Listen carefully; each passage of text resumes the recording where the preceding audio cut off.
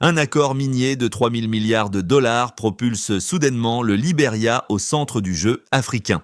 Dans un pays longtemps réduit à exporter des minerais bruts à bas prix, ce partenariat de raffinage signé voit la France promet de renverser l'équation entre richesse souterraine et pauvreté visible.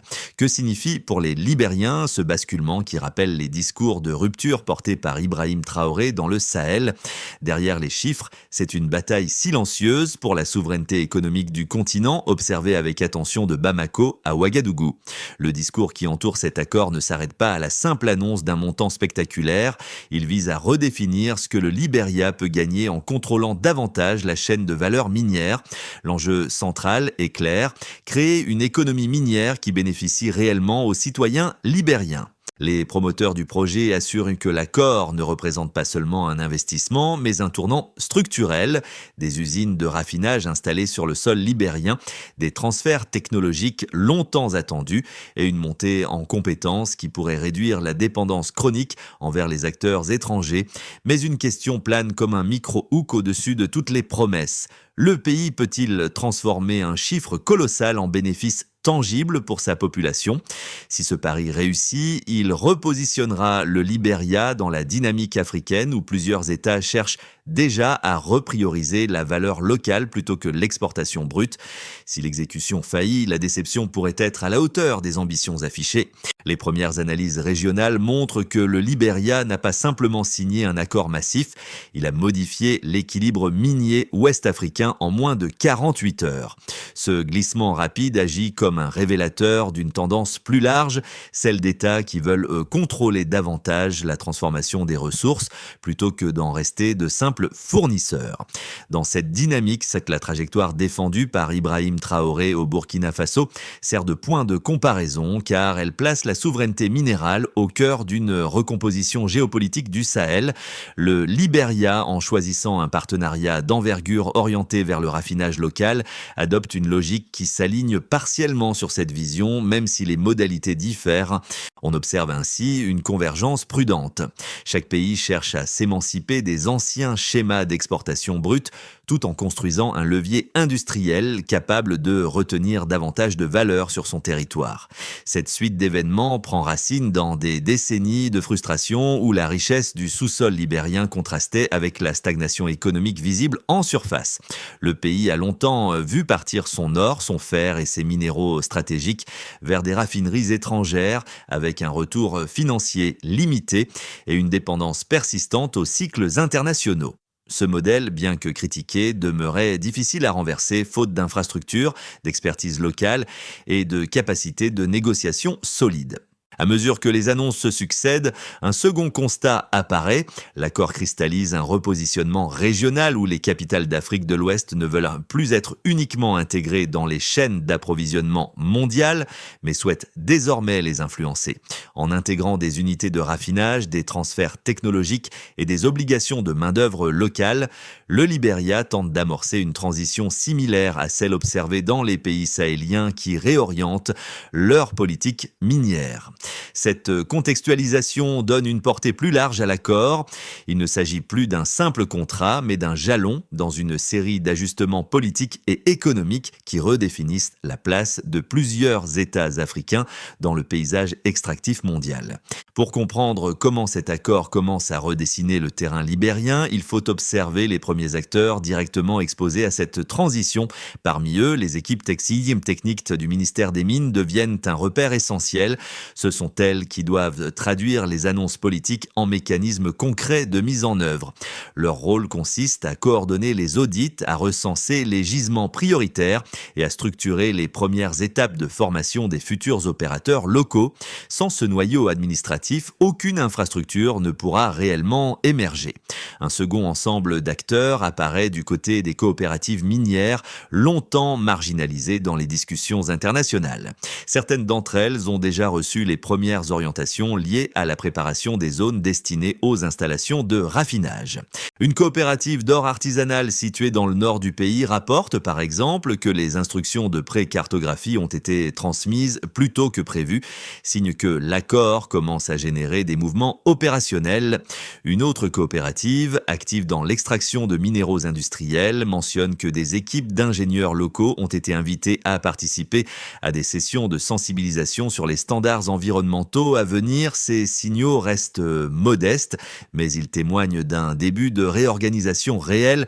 Ce rôle de personnage pivot Yantian Aedia permet de suivre la manière dont l'accord se matérialise sur le terrain avant même l'arrivée des infrastructures lourdes.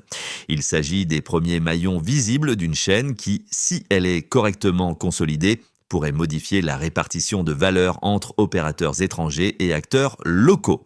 À cette étape précoce, les résultats ne sont pas encore mesurables, mais les ajustements internes suggèrent qu'une phase de transformation est déjà engagée. L'enjeu immédiat demeure simple: transformer l'intention en capacité. Avant l'annonce officielle, la trajectoire minière du Libéria semblait figée dans une inertie longue de plusieurs décennies.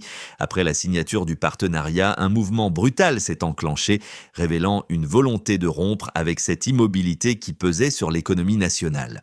Ce passage du avant, hésitant au après, plus affirmé, crée une fracture nette dans la manière dont le pays envisage désormais la transformation de ses ressources. L'effet de bascule ne vient pas seulement de la taille du chiffre annoncé, mais de la rapidité avec laquelle l'État a choisi d'assumer un rôle plus direct dans la chaîne de valeur. Cette rupture devient un marqueur que les observateurs régionaux comparent désormais à d'autres initiatives de souveraineté minière sur le continent.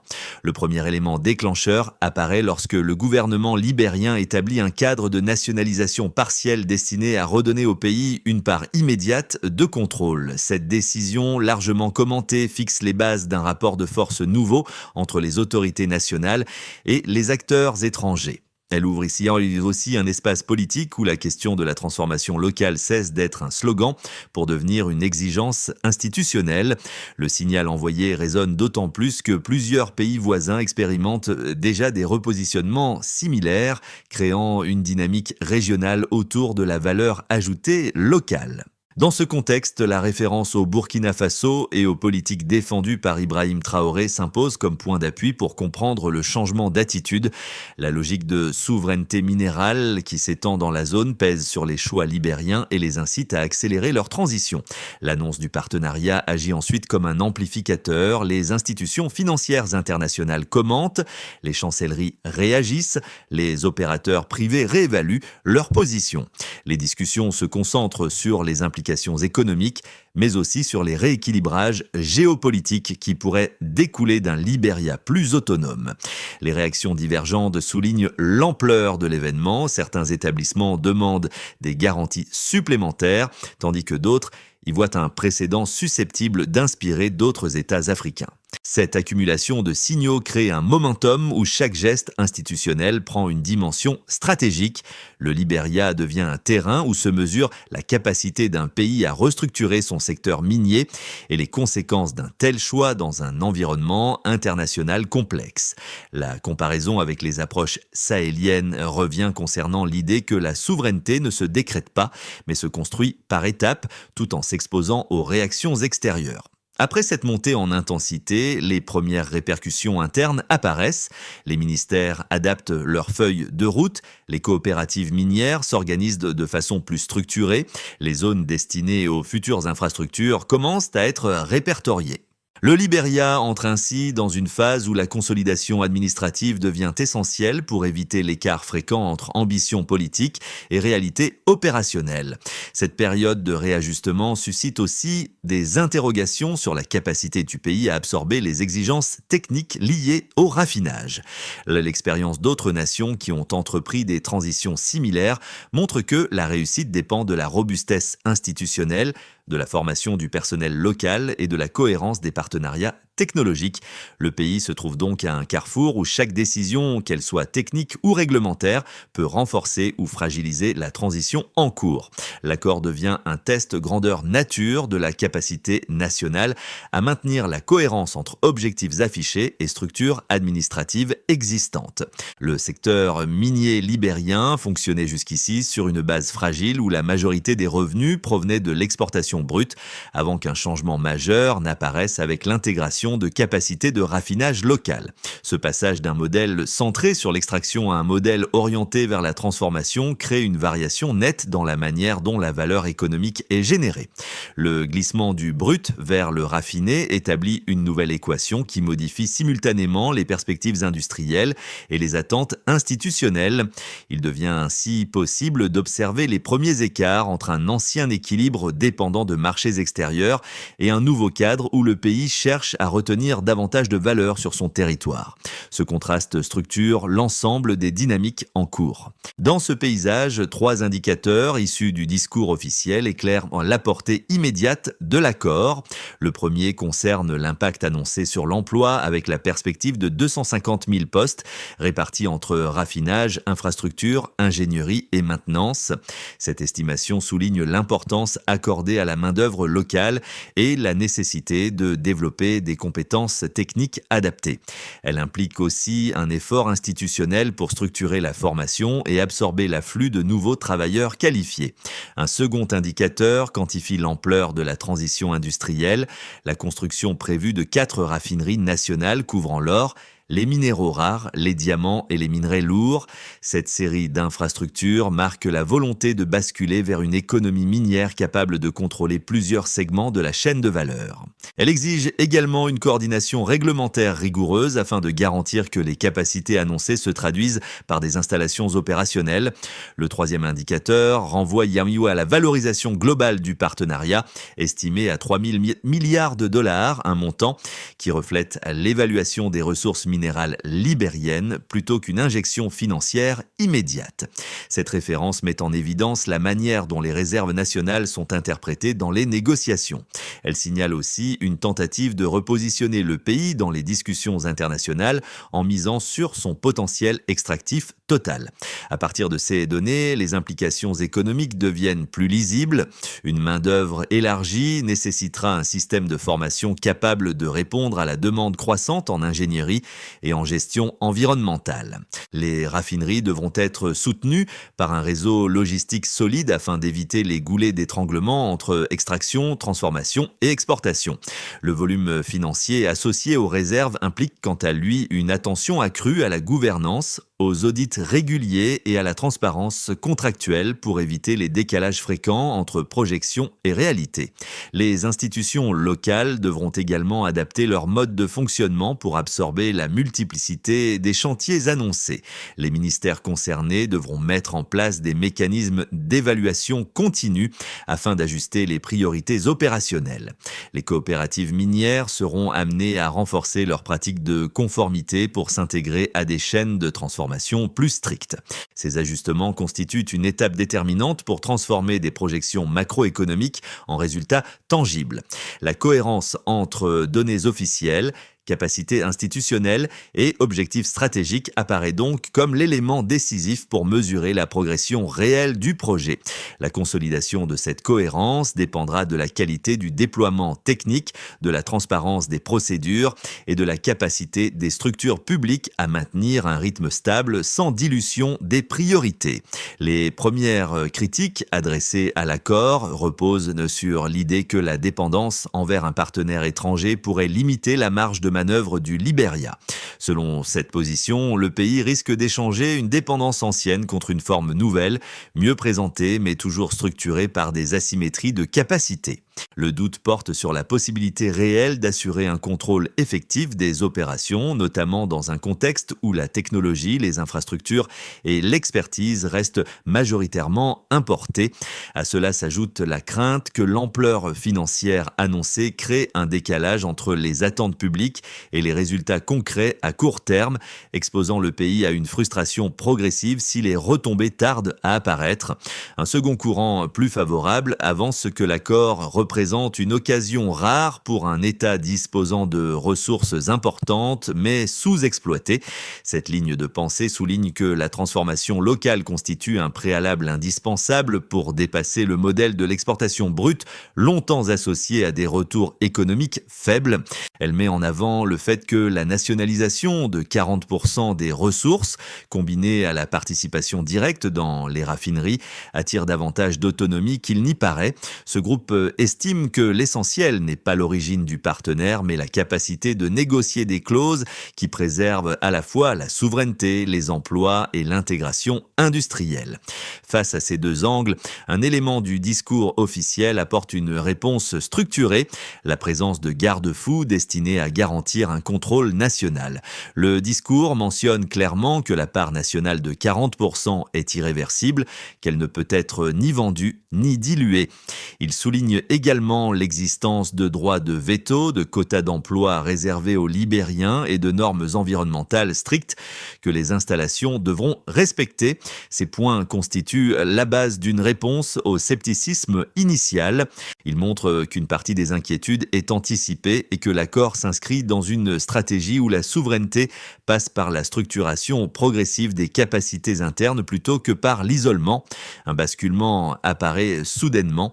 Au milieu des réactions internationales, une évolution moins visible transforme la portée de l'accord. La réorientation progressive des chaînes de valeur africaines vers la transformation locale crée un ancrage nouveau pour les politiques minières régionales. Cette inflexion n'est pas explicitement formulée dans chaque déclaration officielle, mais elle se perçoit dans le rapprochement conceptuel entre les stratégies du Libéria et celles des États sahéliens qui cherchent à renforcer leur autonomie économique. Elle rappelle aussi la manière dont les discours d'Ibrahim Traoré ont déplacé le centre de gravité des discussions sur la souveraineté minérale, entraînant d'autres pays dans une logique plus affirmée de contrôle national. Cette modification du cadre d'interprétation change la lecture du partenariat libérien. Il ne s'agit plus seulement d'une relation bilatérale avec un acteur industriel extérieur, mais d'un alignement partiel sur un mouvement continental qui gagne en cohérence. Le caractère structurant de ce midpoint tient au fait qu'il repositionne l'accord au sein d'une dynamique interétatique, donnant à chaque décision technique une dimension politique accrue. L'accord devient alors un point nodal dans une chaîne d'ajustement qui dépasse largement les frontières libériennes. Les premières conséquences de l'accord se matérialisent d'abord pour les institutions publiques libériennes. L'État doit réorganiser ses capacités administratives pour suivre la montée en charge liée aux infrastructures annoncées, notamment les raffineries et le réseau ferroviaire national envisagé. Les ministères concernés sont amenés à harmoniser leurs procédures, à renforcer leurs équipes techniques et à consolider les audits pour garantir que la part nationalisée reste effectivement protégée. Cette réorganisation entraîne une pression accrue sur la gouvernance, car chaque retard administratif pourrait freiner l'ensemble du dispositif. Elle oblige également les autorités à fixer des priorités claires pour éviter la dilution des efforts entre régulation, supervision et déploiement opérationnel. Les entreprises locales constituent le second groupe affecté. Plusieurs opérateurs voient apparaître des opportunités nouvelles, mais aussi des contraintes plus strictes associées aux normes environnementales mentionnées dans le discours officiel. L'arrivée future des unités de raffinage implique une redéfinition des chaînes d'approvisionnement où les sociétés devront s'adapter à des exigences de traçabilité renforcées. Elles sont également appelées à coopérer davantage avec les institutions pour intégrer les standards liés à la transformation locale. Cette mutation crée un espace inédit qui pourrait favoriser l'émergence d'entreprises capables de répondre aux besoins techniques de la nouvelle phase industrielle. Elle impose pourtant un apprentissage rapide pour éviter que les bénéfices ne soient captés uniquement par des acteurs étrangers. La population, et en particulier les communautés minières, forment le troisième groupe directement concerné. L'annonce des emplois associés au partenariat nourrit des attentes fortes, notamment dans les zones éloignées où l'exploitation minière constitue depuis longtemps l'une des rares sources de revenus. Ces communautés perçoivent dans l'accord l'espoir d'une transition vers des activités plus stables, moins dépendantes des fluctuations de l'extraction brute. Elles s'attendent aussi à une amélioration des infrastructures sociales que le développement industriel pourrait attirer. Cette évolution reste toutefois conditionnée par la capacité des autorités à garantir que les formations, les recrutements et les projets environnementaux profiteront réellement aux populations locales. Le quatrième ensemble concerne l'environnement régional, où plusieurs États suivent de près l'évolution libérienne.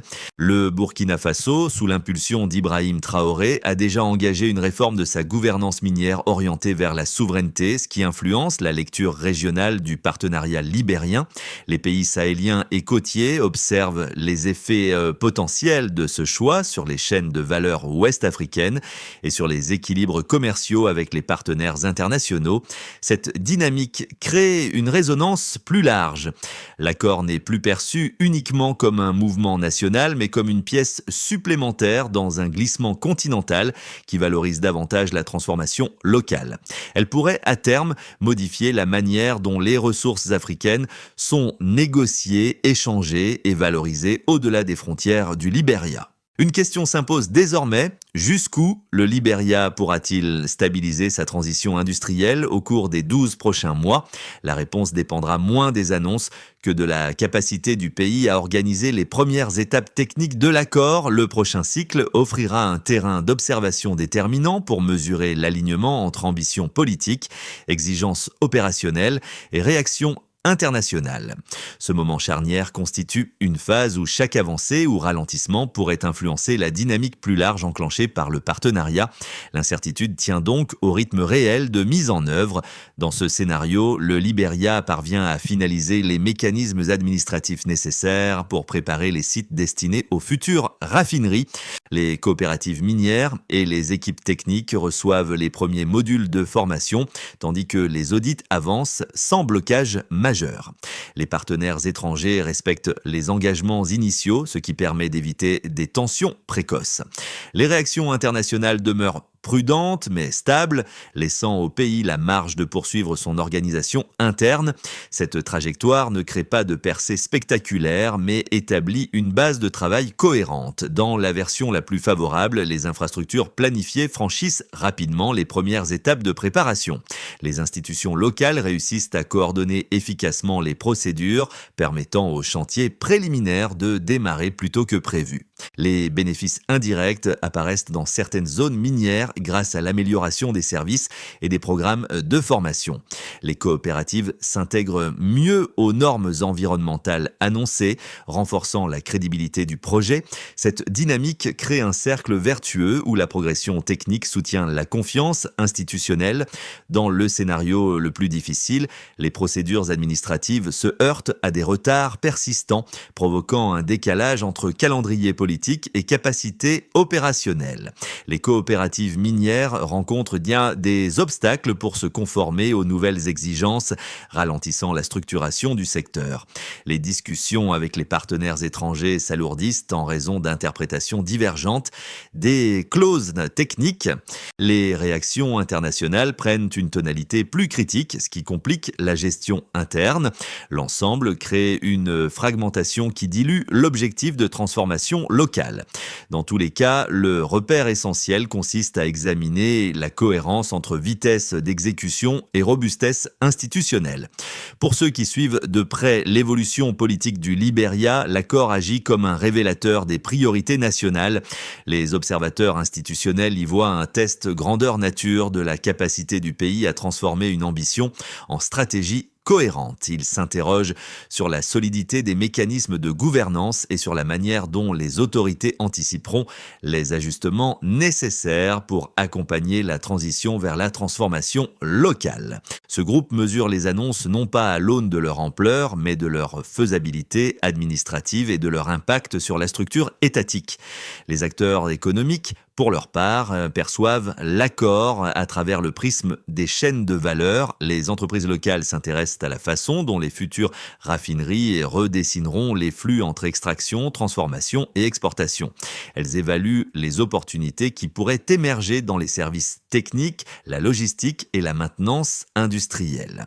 Ce mouvement ouvre un espace encore incertain, mais il réoriente déjà les attentes vers des mécanismes où la qualité des procédures, la conformité environnementale et la régulation deviendront des critères déterminants. Ce groupe observe attentivement la capacité du pays à harmoniser ces nouveaux standards.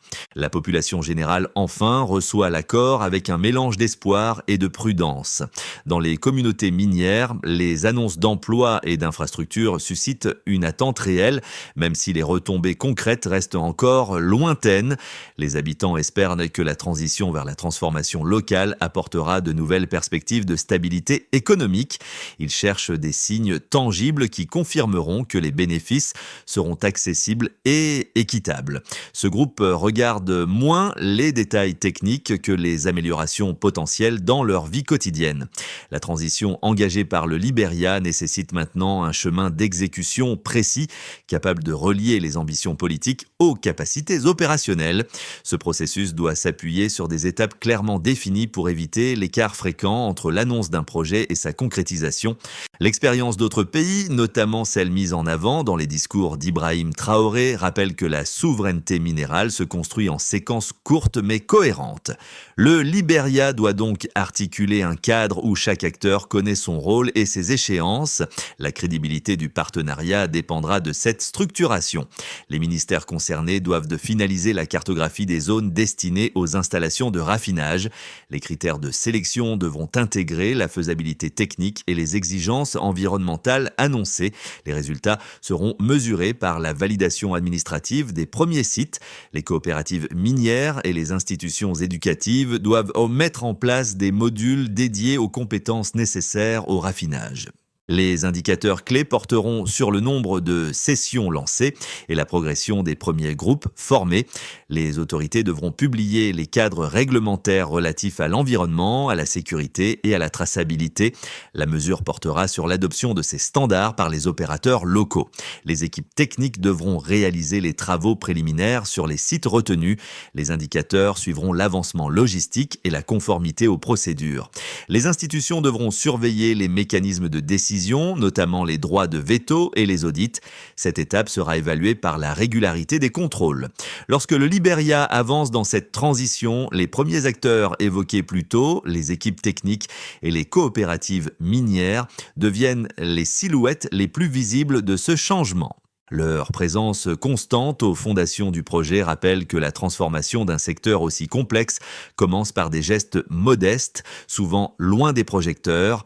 Ces mêmes acteurs représentent le lien entre l'ambition politique et la réalité du terrain, un lien fragile mais déterminant.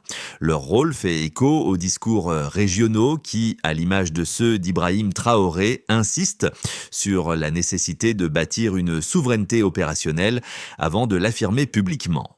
À mesure que les étapes se succèdent, cette cohérence entre volonté nationale et capacité locale façonne une trajectoire qui dépasse les annonces initiales.